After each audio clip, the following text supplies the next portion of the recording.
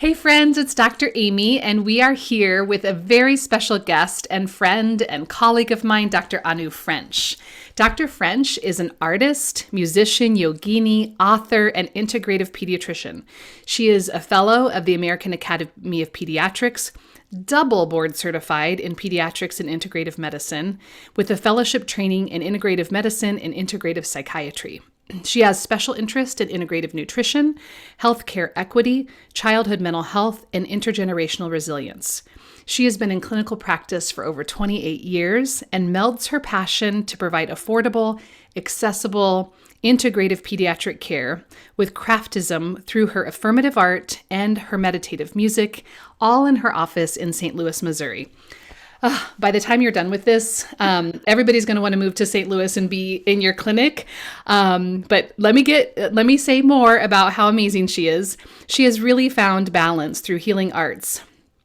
After professional and personal burnout, Dr. French offers integrative resources she hopes will be helpful through her website, through her work, and her choice of meditation is walking in her backyard labyrinth, being a mindful partner to her beloved, and a mindful parent to her two precious daughters and their sweet dog. Dr. French, Anu, I'm so glad you're here. Thank you so much. Thank you so much for having me on. This is such an honor. I'm thrilled to have you. We've talked before, and I just knew that people would benefit so much from hearing about you and your work and your journey.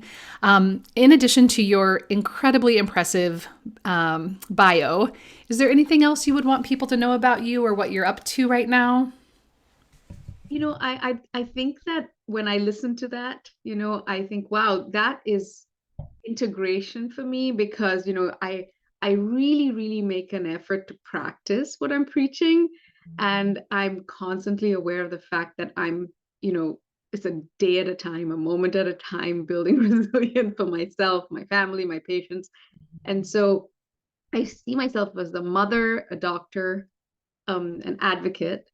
And then I also really see myself as someone who wants to build healthier communities through healthier kids. I mean, because I feel the ripple effect from seeing a child get empowered by their this sudden awareness that I can take control of my health and I can heal innately is so powerful to witness and be part of those healing journeys and then see that ripple effect to the family and then the extended family and then the community and then I really take it even further to the world. It's so powerful that one moment of awareness. And so yeah, and thank you so much again for having me on, and just really love everything that you're doing, and congratulations on your book. Oh, thank I you. the book. Yeah, I was waiting. I remember when we talked last time, you were talking about it, and I saw that it was out, and I was like, "This is so exciting!" Yeah, Oh, you're so sweet. It's been a journey for sure. We'll talk more about this ripple effect and children and families' intuitive ability to heal.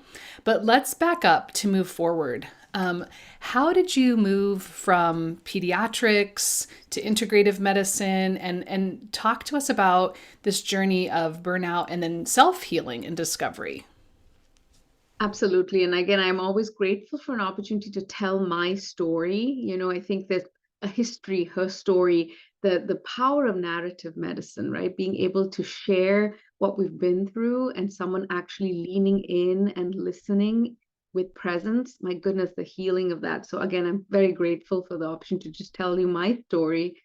And I was always interested in holistic methods of healing growing up in India and growing up with it. My grandparents, I mean, I think if they were alive today, they'd chuckle and think, oh, you're practicing integrative medicine. I mean, we lived it. No, and there's really nothing to practice here. It's a way of life, but as I always, I think, feel their blessings. But I was in practice. I'm almost 30 years in practice now, but about 15 years in, I was feeling burned out. There was a sort of a revolving door of sick children. I was also sick myself. My daughters were very young at that time and they were sick too. And it felt like we were all on all this medicine and we weren't actually getting better.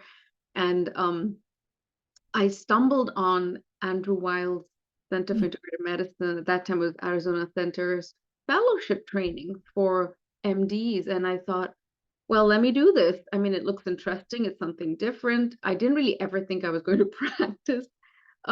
It actually, I just was like, oh, I need to figure out a way to find my way back to a sense of some sort of balance because I felt so out of balance. I was tired. I was sick. I was bored almost in a way. You know, Mhm. I lost that spirit, that connection to source. And then after doing the fellowship, it sort of blew open this world, this global community of seekers and healers and pioneers and mentors. And everybody was on this path of how do we offer a holistic way of medicine, but first heal ourselves, you know, the wounded healer, healing ourselves, healing our families, and then taking it out into the community. And that's where it started. And my children are such a huge, I mean, they're 20 and 17 now, so this was a long time ago, but they were so much instrumental in bringing music and art sort of back into my life. These were things that I had grown up with and had put aside in a sense, you know, and had become very evidence based, science based, you know, like all in my head, had lost connection with heart. And having my children sort of brought that back in and doing art with them and creating music for them I started to find, my goodness, there's so much healing in this. And so that along with the integrative medicine fellowship training set the sort of the foundation for, I was self-regulating, we were self-regulating as a family, and I was bringing those tools of self-regulation into my office. And so it was like this full circle Mhm. experience. So let me back up a little bit for healthcare professionals who might be listening to you thinking, oh, I'm not alone in this feeling of burnout. I'm hearing you say things like, I felt very much in my head and not in my heart. What are other symptoms of burnout that you might point out in hindsight to a young physician or a physician who's in that space of burnout to kind of watch for? Yeah, I think, you know, getting up in the morning and feeling a sense of joy, a sense of, you know, purpose and just a sense of, you know, anticipation. Oh my goodness, what is this day going to bring? You know, I think that's really important to reach for that every morning. And that's kind of like a litmus test for me, you Mm-hmm. know. Um, I think being tired, a sense of mental and physical and spiritual exhaustion, um, a sense of disconnection and isolation, really feeling like, gosh, I'm the only one going through this. I'm not feeling a sense of support from, you know, work or community or family, just really feeling unsupported. And then just not having enough, um, you know, sort of the activities of daily living and the activities of daily work, as I call it, becoming sort of a monotonous routine, almost automatic. And I think that's where I talk about, you know, really it's all in your head. You know, you get up, you do this, you get in the car, you go to work, you come back home, you know, just becoming extremely sort of like assembly line life, I call it, you know. Yeah. And yeah, some of those were the things that I experienced. And I don't even really think I really understood how far in I was until I was just not able to function, you know? And so Mhm. it's really important for training programs. And I think a lot more programs today are looking at the mental and physical health of people being trained and also having them understand and have some insight and awareness into how they're coping and Mhm. what resources they're bringing in to sort of this chaotic life that we all are living. So. Yeah, so I want our listeners to really hear Dr. French say, right, when you're feeling disconnected, when you're no longer feeling joy, when you don't feel like you have purpose, when it feels like you're having to kind of dissociate or depersonalize every day to just get through work, those are all symptoms of burnout.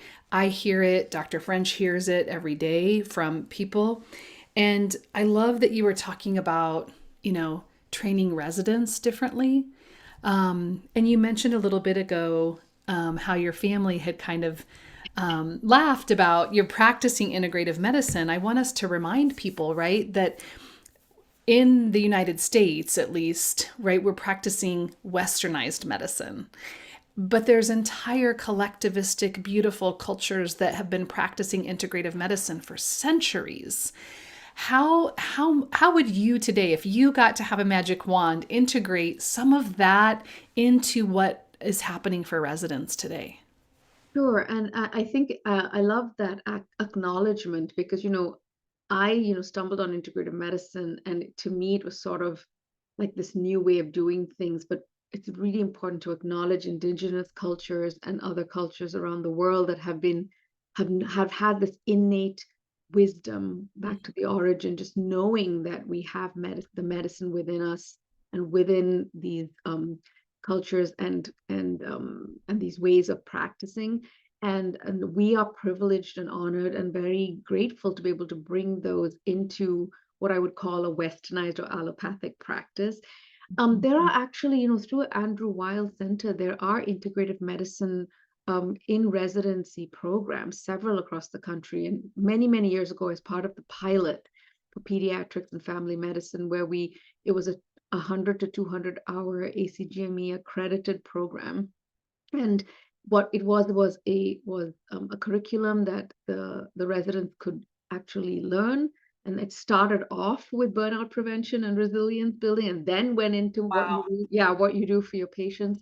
And it's well established in many residency programs across the country, and it's available through their website for other programs who are interested. And also they have so many resources on there for individual physicians to go and to gain insight and tools on how to bring sort of that resilience into day-to-day life. Yeah. I'll, And I'll link up to his website in the show notes so that people have access to that as well as all of your work.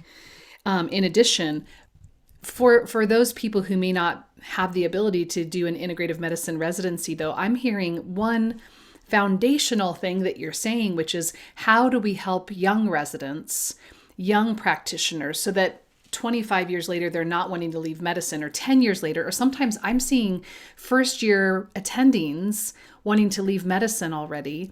What I'm hearing you say is just as a foundational practice, we need to teach them to tune into themselves, gain coping tools, and know the signs of burnout. Yeah. absolutely, I agree. And I think it's really important to understand the difference between, some of the structural problems that we deal with being part of big hospital systems and communities that put the responsibility of resilience on the individual. Okay, I mean, okay, we're going to have a yoga class, we're going to have a meditative process, blah, blah, blah. Okay, sure, that's great. I think it's a start, but also understanding that there needs to be structural changes to support the work-life balance, to affirm and acknowledge the value that people bring in the workspace. Those kinds of things are really important. And it is really essential to have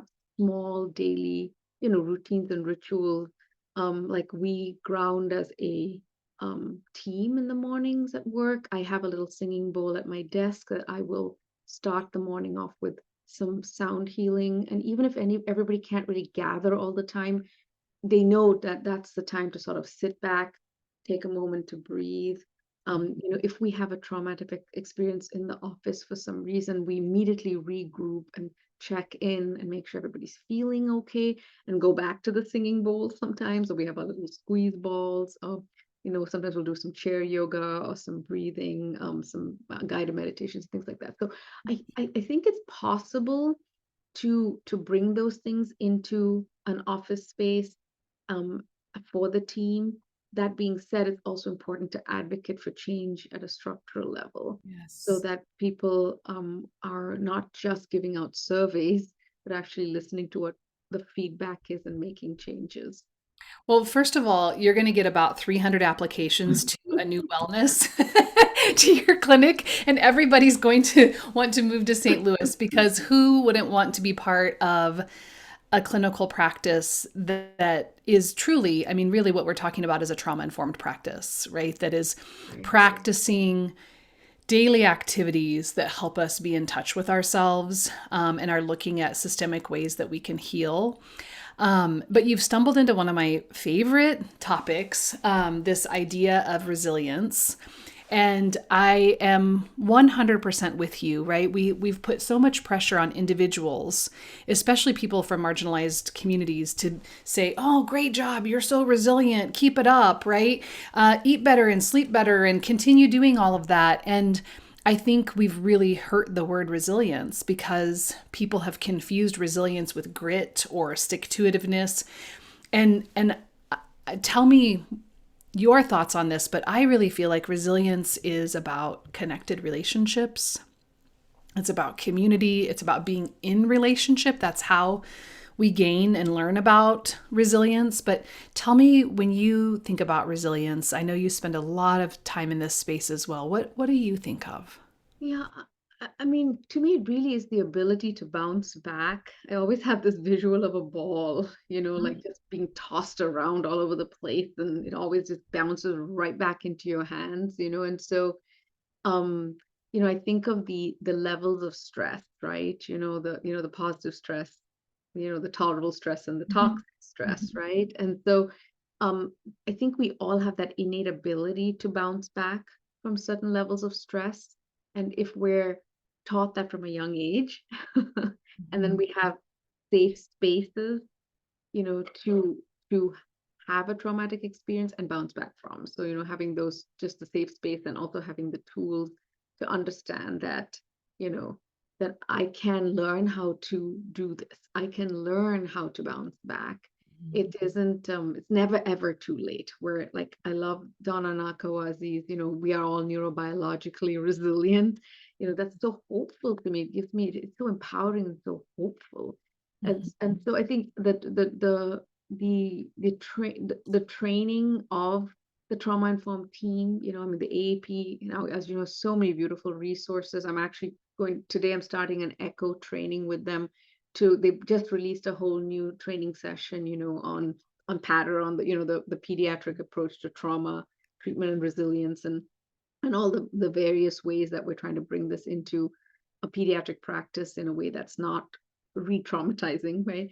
So we have, that kind of education that needs to happen, but also just in our offices, having spaces that are safe for Mhm. the staff and also for the patients, and constantly reinforcing, um, the having a space that patients are seen and heard and affirmed, um, so that when they come back to us, they leave feeling like, okay, some hope. I can do this, because I think that's the first step. To be resilient, you have to believe that you can be resilient, right? And so, connection to the community, the doctor's office, the resources, supporting that, but also building resilience within the intergenerational unit of the family, whatever that might look like, culturally, socioeconomically, and also, just having cultural competence around that. Yeah, I can't even tell you how many families that I've worked with that have experienced extreme intergenerational forms of trauma, whether that be abuse or addiction or emotional torment. And when I tell them this can be different, you can do this differently. Tell me what you want for your children. And, so many people I think get caught up in, like, they don't want to disparage their parents, knowing that their parents did the very best that they could. And so if we start instead of a place of, like, what do you want for your children? Right? We all want something better for the next generation. I think it really helps parents feel focused that they have the power to heal and build resilience with their kids. Absolutely. And I think of my own journey as a parent, right? I mean, we talk about these R's all the time in our office. I mean, we talk, Bruce Perry's, you first have to regulate and relate before you respond. And then, the AAP has, the three R's, where you're trying to restore safety, you're trying to get back to a routine, and you're trying to regulate, so just constantly trying to again work on those at an individual level as a practitioner, as a mother, Mhm. teenagers and toddlers, not much difference, right? Yeah. Same. And so I think that's again, you're absolutely right when we're talking about building and resilience across generations, where we're kind of recognizing the strength of the parent and their trauma and how they're healing from that, and then their hopes and dreams for the child, and how they're helping their child also um recover and respond and become resilient.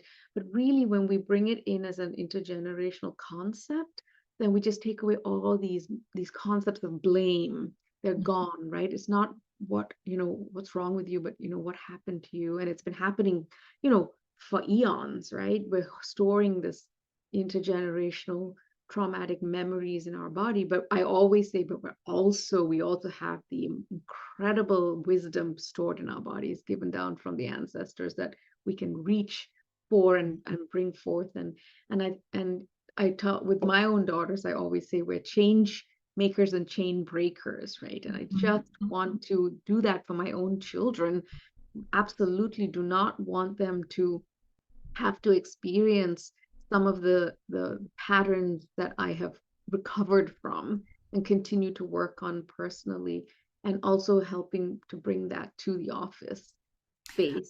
You just said something so beautiful and so profound. Not surprisingly, you just slid it in there.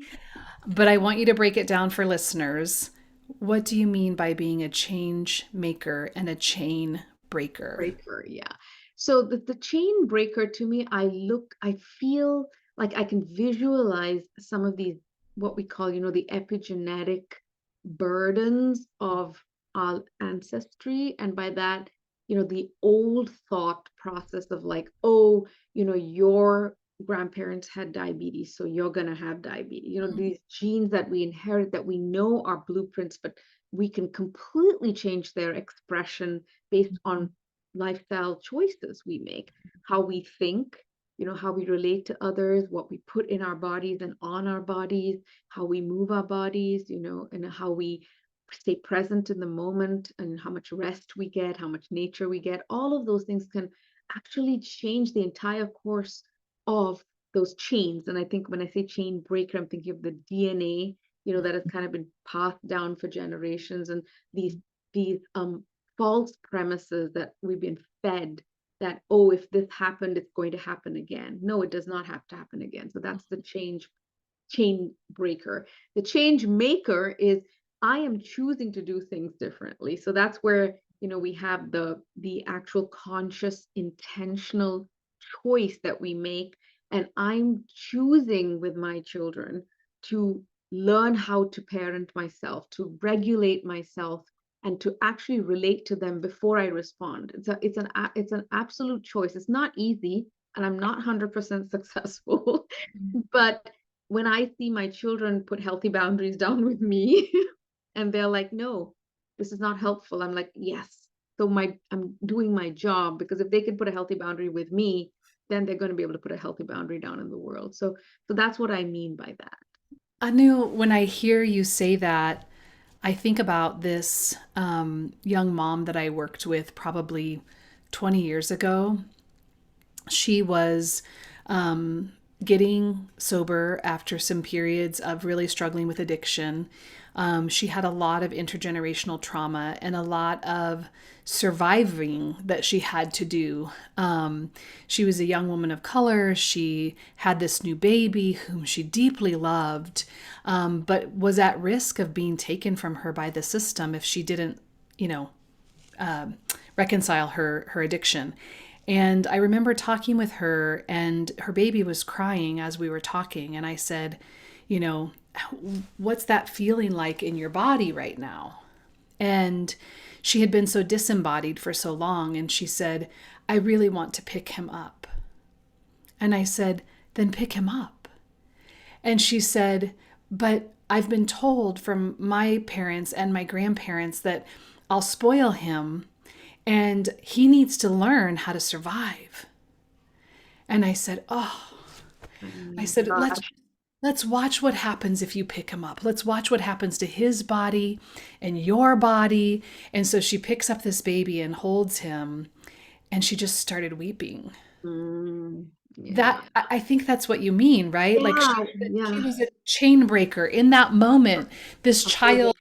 yeah, go ahead. Me Sorry. chills. Yeah, it just gives me chills, right? I can just feel the softening that happened in that moment, right? The walls that came down. Mm, Even I can almost physically hear the chains that yeah, broke in that yeah. moment, like because I can think of so many things that I was told, Hmm. so many things that I was told and that I believed for so long and then just had no inner guidance. I had nowhere to turn. I was so dependent on other people telling me how to live my life and what was best for me. And it took, sort of the whole rising from the ashes, Hmm. literally to find that inner guidance, that clear voice that you know is yours. And I think the hardest time to find that is when you're a new mother, right? Oh, yes. My God, because you have so many people telling you what to do and you're postpartum and you're tired and hormonal and struggling so much already. And so I think, yeah, what a beautiful moment, really almost a somatic healing that happened for the baby and for the mother, right? Hmm. Absolutely. Yeah. Hmm. Full So example. I have a kind of a big question, and that is if I'm a physician or a nurse practitioner listening, I'm like, oh my gosh, this sounds amazing, right? Like a singing bowl at the beginning of the day and affirmations for patients. Like, what about RVUs and what about insurance and what about like you have to see like 18, 25 patients a day to like how do you respond to like I can feel that in my system too, right? This like Absolutely. Yeah. push. Yes. And that's where, doing things, small things on a regular basis. And that's what I was talking about, some of the rituals. Yes, we are still in very much in those models where we have to churn out a certain number of patients a day. And, we don't have an hour with a patient, And so that's where, obviously it's funny when sometimes people say, well, how do you do that in 30 minutes? I said, but it's 30 years of experience that helped me do it Yeah. in 30 minutes, It's because you walk in and you don't have an agenda.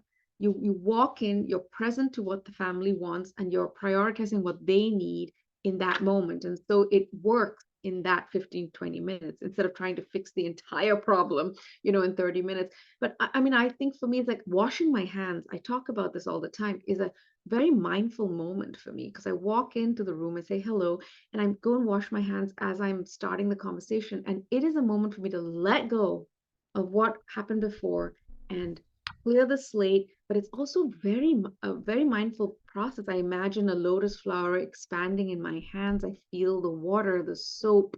It's only 30 seconds, but it's 30 seconds before and after every patient. So Mhm. that's what I mean by the rituals of coming back into the moment with every patient. When you sit down at your desk and you're starting to type, you can do a quick body scan. It takes 30 seconds to feel your toes in your shoes, your hands in your lap, your bottom on the chair, your back against the chair, and to take a breath. You're coming out of a room, you're going into another room. It takes, again, 10 seconds to do a 4-7-8 breath or a little square breath. So when I say these things, I really mean them because you can bring them into a busy practice like that. Again, the structural changes are needed, of course, to move away from things like our views and productivity and so on. And that those are some advocacy that we have to still work on. That being said, we want to increase accessibility and affordability, right, of patients, and we want to see as many people as we can. And so I think that you can build these moments into a practice with intention. Again, that conscious intention is really important, and being able to drop into our heart. And pediatrics is wonderful because I teach mindfulness to families as part of the exam, and so I'm often doing heart-centered breathing with kids or biobelly breathing with them, or guided visualizations and things like that. And so I am benefiting so much from that because you're kind of, if you're doing a mindful practice with every patient, even if it's a minute, you're getting the benefit of it too. So I think it can really be done with that conscious intention being set. And it starts with how you get to work in the morning and set the tone for it. So I want our listeners to hear, right? There is a place to change medicine. There is a place for advocacy. There is a place, but in your practice, you are the change maker. You are creating mindful moments. You are connecting with families. So I love that centering for people that are listening, and whether you're listening and you're a healthcare practitioner or even an early childhood teacher or a home visitor, right? I tell them the same thing, Anu. I'm like, before you go in to do that home visit, sit in your car for just a moment and do some deep breathing and connect with yourself so that you can walk into that space regulated for that family. Absolutely. Yeah, just getting a sense of where you feel stressed in your body, allowing that to soften, allowing it to ease. Not everybody connects with breath. I know some people actually get more panicky or kind of like, oh my God, I don't think I'm breathing properly. So even just sitting down and doing, just feeling your body in the car seat and just feeling where am I holding it? For me, it's always in my jaw or my neck. Same. Yeah, right. Yeah, it's always here. So just kind of going, Mhm. and just kind of just feeling it, releasing it a little bit, and I love some things that I talk about are like just imagining colors, and just you taking a breath in, but just more people who are visual, just letting it go, leaving your body, or light coming into your body and colors leaving your body. So just trying to, if breath doesn't always work, you can always kind of do visualization or just even feeling where the stress is sitting in the body and letting it go. So I'm going to, in fact, in the show notes, link to Anu's. She has so much work that she does around art as well. So, and if you're listening versus watching us on YouTube, certainly take a moment to pop on and watch some of this video because the colors behind her and the artwork behind her are amazing. I want to just focus on something that I see behind you as a way to talk about how you practice medicine. So, if you're watching Dr. French behind her, there's a music treble clef, there's a lotus, there's an integrative medicine sign, there's a globe, and there are concentric circles. I know so much about you just by looking at those symbols. Will you just say a little bit about how those pieces come together for you? Yeah, those, it's so interesting because that's all my art. And then we kind of created this graphic design off of it. But, the lotus is a new wellness, So for me, a new wellness is creating the healthier communities through healthier kids and empowering each child and each family to believe that they can get well, that they are whole.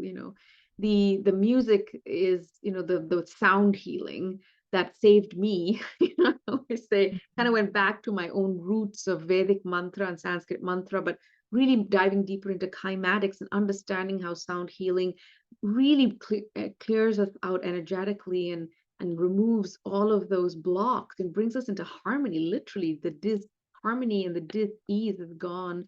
And the little circles at the bottom, that's the children's book I wrote with my children. I am you, you are me. So kids 6 and under, and we were doing affirmative art together, and then I just made it a book, and because I really believe that children of that age really understand how we're all, I am love, I am peace, I am connected, I am you, you are me. And the globe is global advocacy. So just for me, it's like, how far can this ripple effect go if we can get one child in one family to start feeling better? And then the caduceus you can see up there, it's kind of the caduceus, which is, do no harm, the Hippocratic oath. And then I've got the chakras in the center, which are, the Ah, energy centers. And then we have the heart in there, because everything I hope to offer, I want it to be heart centered, because I do tend to live a lot of my life in my head. I'm a nerd and I love data and I love information, and I really enjoy sharing it, but I always have to remind myself, that all of that, science is really empty without spirit. So I'm just sitting here thinking we have all these people who are listening to this podcast and they're professionals, but they also are parents and moms and dads and husbands. And they're all sitting here thinking, like, well, wait a second, my pediatrician doesn't do heart centered breathing. So I just feel like there's always hope for change, right? yeah, absolutely. Yeah. And I think that they might be. But they Mhm. may not be letting, you know what I mean? I think because we're so trained to have this separation, right? Like, so I think there might be a lot of people out there who are doing some of these practices in their own life, but they Mhm. don't really think that it's something that you can bring into your practice. But I think that everybody is open to learning and healing in community, healing together. It's just I mean, I'm incredibly grateful for my work because every day and every moment and every interaction, I call them holy encounters.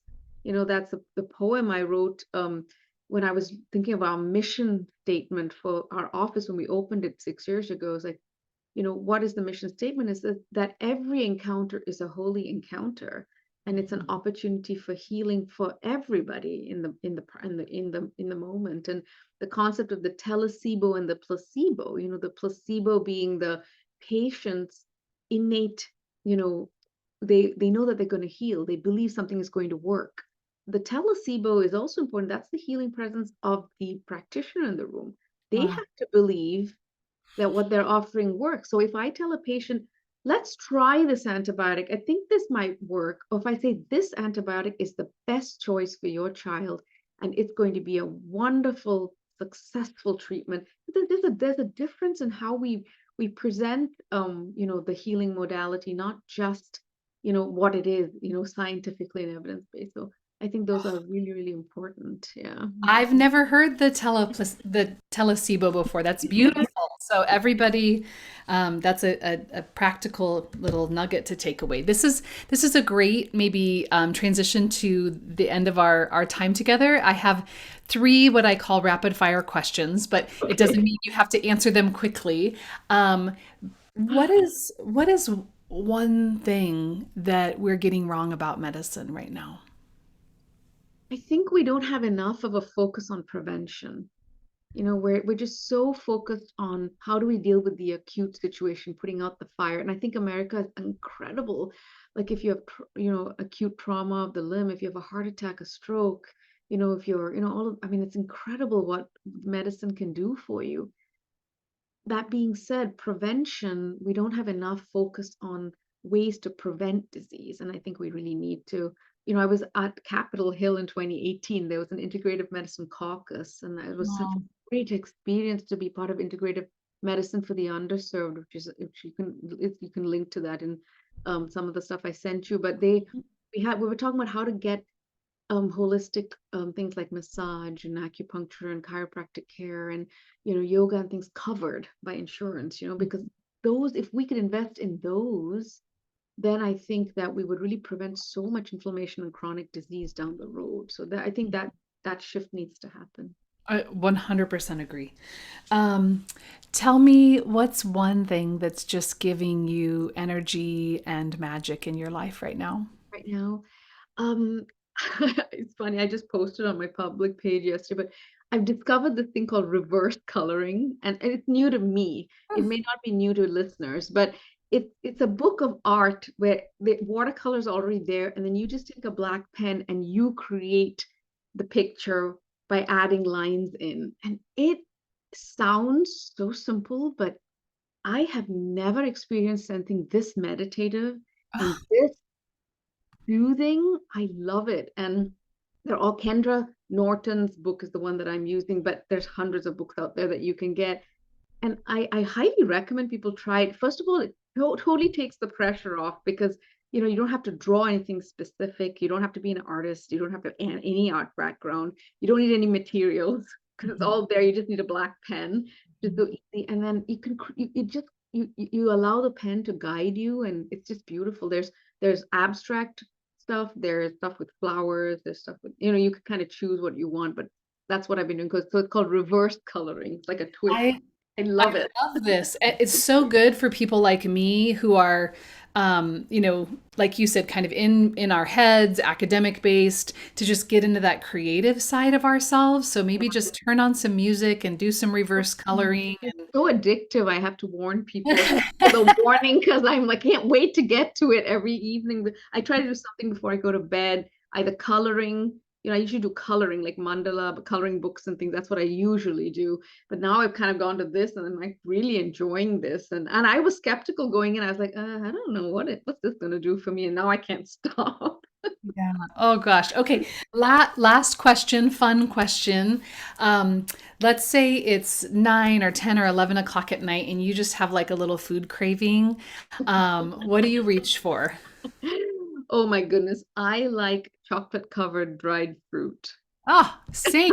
What my Yeah. favorite is chocolate covered mangoes and oranges. How about you? Oh God, I like chocolate covered berries. Uh-huh. I like the Uh-huh. berries, the acai berries, the blueberries. Oh my gosh. Yeah. It's just enough. It's just enough, like even one piece that mindfully eating it is just enough to get me over the little, kind of like, ooh, I'm gonna go eat a whole chocolate cake. Right. Well, thank you so much. Anu, you're a joy.